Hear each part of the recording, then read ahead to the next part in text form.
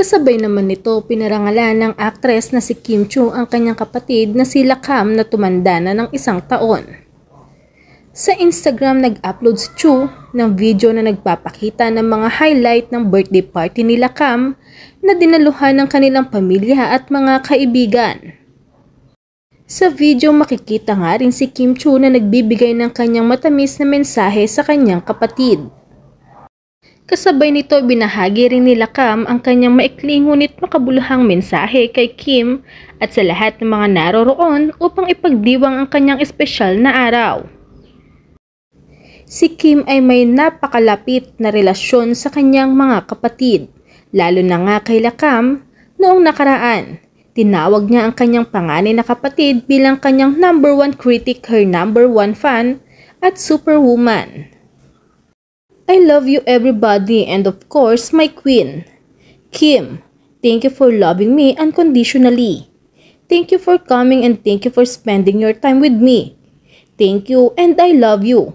Saad ni Lakam. Inasar ni Vice Ganda si Kim Chiu kung naipakilala na sa mga magulang ang new boyfriend. Pinulutan ulit ni Unkabogable Phenomenal Superstar Vice Ganda ang love life ni Kim Chiu sa segment na Especially For You ng 8 Showtime. Nagsimula kasi ang asara ng kantahin ni Kim ang linya ng kantang Isang Linggong Pag-ibig ni Imelda Papin. Sabay tanong naman ni Meme Vice sa kanya, sugatan pa ba? Reply naman ni Kim, sakto lang na sinundan naman ng pag-play ng kantang Hiling ng kalab team ni Kim na si Paulo Avellino. As tuloy ni Meme Vice, kaninong kanta yan? Na sinagot naman ni Kim kay Paulo. After ng pang-aasara, in-interview ni Meme Vice ang searcher sa Especially For You, kung saan ay napag-usapan nga nila ang pagpapakilala sa pamilya ng jowa.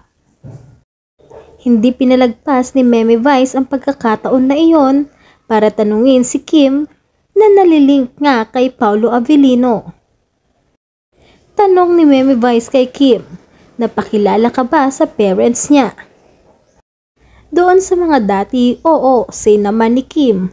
Tanong uli ni Meme Vice, bakit yung sa ngayon, hindi pa? Paglilinaw naman ni Kim, wala naman ngayon. Natawa na lang si Kim na sabihin sa kanya ni Meme Vice ang makarma, mamatay, at mabawasan ng endorsement. Natapos ang asara nang ipasa ni Kim kay Meme Vice ang piling na mapakilala sa mga magulang ng jowa. Wish naman ng Kim Pao fans, araw-arawin ni Meme Vice ang pang-aasar kay Kim hanggang sa umamin daw ito.